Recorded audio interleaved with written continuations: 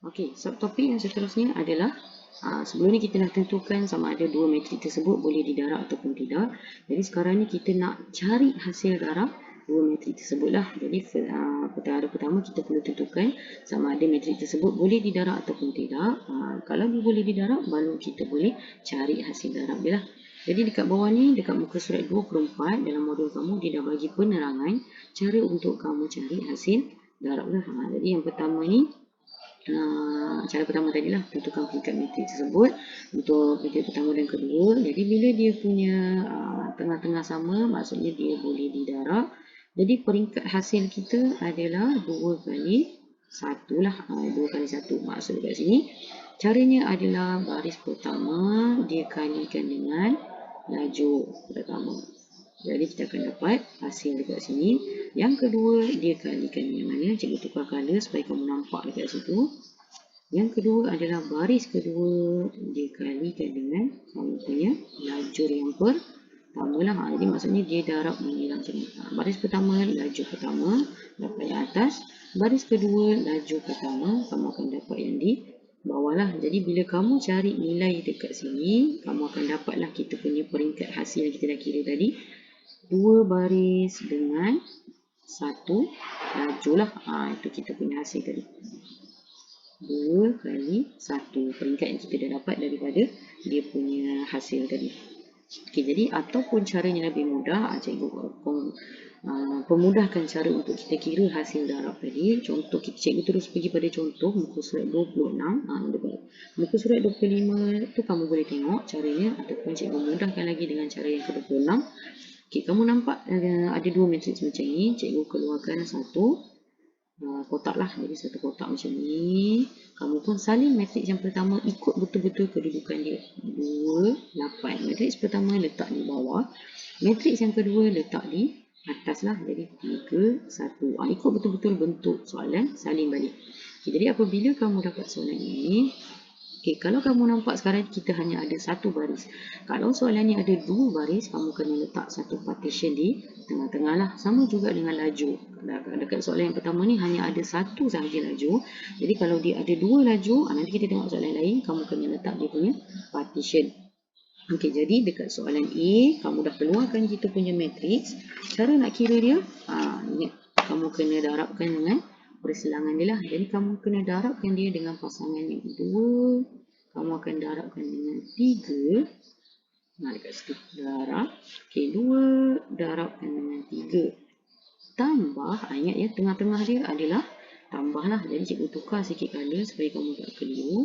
Okey, tambahkan dengan 8. Kamu kena darabkan dengan 1. Dekat situ. Jadi 8 darab dengan 1. Nampak tak sekarang ni kita hanya ada satu kotak lah. Jadi satu kotak maksudnya kita akan hanya ada satu nilai. Jadi 2 darab 3, 6. Tambah 8 darab 1, 8. Jadi 6 tambah 8 sebenarnya sama dengan 14. Jadi inilah jawapan akhir bagi matriks darab kita. Ataupun kamu nak confirmkan jawapan kamu betul ataupun tidak, kamu boleh tengok balik soalan tadi lah. Baris yang pertama 1, laju yang pertama 2. Jadi matriks kedua punya peringkat, barisnya ada 2, laju kita ada 1. Jadi tengah-tengah sama, dia boleh didarab. Hasil peringkat bagi hasil darab kita sebenarnya 1 kali 1. Jadi maksudnya baris 1, laju 1. Betul lah, kita punya jawapan 14. Itu cara dia. Okay, jadi untuk soalan B dan juga C, caranya sama sebab dia melibatkan 1 kali 1 punya jawapan lah. Jadi cikgu skip terus pergi kepada soalan D. Dekat soalan D ni kita nak tengok lah sebab dia sedikit berbeza. Tapi caranya masih sama lah. Jadi keluarkan kita punya kotak tadi. Cikgu suka guna kotak ni. Salin mengikut dia punya bentuk lah. 6, 0, 5. Kalau dia menegak, letakkan dia menegak. Yang kedua, salin dia menegak. 2, negatif 1, 3. Ini maksud cikgu tadi. Kalau soalan tu dia ada perbezaan baris, boleh cikgu keluarkan warna lain supaya kamu nampak. Kalau dia melibatkan perbezaan baris, untuk yang soalan, untuk matriks di bawah, kau nampak tak baris dia berbeza. Jadi kamu letakkan dia satu partition. Kalau yang 0 dengan 5 pun dia ada berbeza baris. Jadi kamu letakkan partition kat situ. Jadi untuk kalau matriks di bawah, kalau dia mempunyai baris yang berbeza. Kalau dia dekat matriks yang di atas, jika dia mempunyai lajur yang berbeza. Jadi kamu pun letakkan dia partition dan juga letakkan dia partition. Jadi kalau kamu nampak dekat sini, sebenarnya kamu kena cari 1 nilai, 2 nilai, 3 nilai, 4, 5, 6, 7, 8 dan 9. Ada 9 kotak yang perlu kamu isilah. Jadi cara nak isi, ingat tadi cara nak isi, kamu perlu darabkan dia punya nilai. Jadi darabkan dia punya nilai. Tengok kotak ni persilangan dia adalah, nampak kotak ni persilangan dia adalah baris 6, lajunya 2. Barisnya 6, lajunya 2. Jadi 6 kali dengan 2. Jadi untuk kotak sebelah dia pula, barisnya 6, lajunya, barisnya 6, laju dia negatif 1. Jadi 6 darab dengan negatif 1. Sama juga dengan sebelah ni. 6, nampak titik persilangan dia dengan 3. Jadi 6 darab dengan 3. Jadi sama juga dengan yang di bawah-bawah ni lah. 0 darab dengan 2. Jadi 0 darab 2. Ini pula 0 darab dengan negatif 1. Dan yang ketiga 0 darab dengan 3. 0 darab 3. Yang bawah sekali 5. Bawah ni maksudnya semua 5. 5 darab dengan 2. 5 darab dengan 2. 5 darab dengan negatif 1. Last sekali 5 darab dengan 3. Itu cara kita. Jadi carilah dia punya hasil darab. Jadi kalau kita cari hasil darab kita, 6 kali 2, 12. 6 kali negatif 1, negatif 6. 6 kali 3, 18. Semua darab kosong akan dapat kosong lah. Jadi kosong, kosong dan juga kosong. Jadi 5 darab 2, 10. 5 darab negatif 1, negatif 5. Yang terakhir 5 kali 3, 15. Jadi ingat, jawapan kita mesti dalam bentuk matriks. Jadi pastikan dia dalam bentuk matriks. Salin semula mengikut kedudukan dia. 12, negatif 6 dan juga 18. Yang bawah 0, 0, 0. 10, negatif 5 dengan 15. Jadi inilah jawapan akhir kita. Untuk confirmkan lagi kamu punya jawapan betul ataupun tidak, kita buat macam tadi lah. Keluarkan peringkatnya. Yang ini 3 baris kali dengan 1 lajur darabkan dengan 1 baris kali dengan 3 lajur. Jadi bila tengah dia sama, dia boleh didarab. Hasil peringkat hasil matriks kita adalah 3 kali 3. Sebab tu kita ada 3 baris dan juga 3 lajur. Jadi inilah jawapan akhir bagi soalan D. Jadi kat situ kamu boleh cuba. Cikgu boleh bagi lagi contoh soalan E. E 2, 1, 3, 2 dengan 4, 1. Jadi kamu boleh cuba dekat situ. Keluarkan kita punya kotak tadi lah. Keluarkan kotak kita. Tak sama pula kotak, tak apa. 2, 1, 3, 2. Dan yang atas kita salin balik 4, 1. Ingat cikgu cakap apa tadi? Kalau dia ada baris yang berbeza di matriks bawah, pastikan ada partition. Adakah atas ni ada lajur yang berbeza? Tak ada. Jadi kalau tak ada, tak perlu letak. Jadi nampak tak berapa nilai yang kita perlu? 1, 2. Jadi apa kita perlu buat? Darabkan dia menyilanglah mengikut pasangan. Jadi kamu cikgu boleh tukar dia punya warna pen. 2 kamu akan darabkan dengan 4. Macam tu. Darab.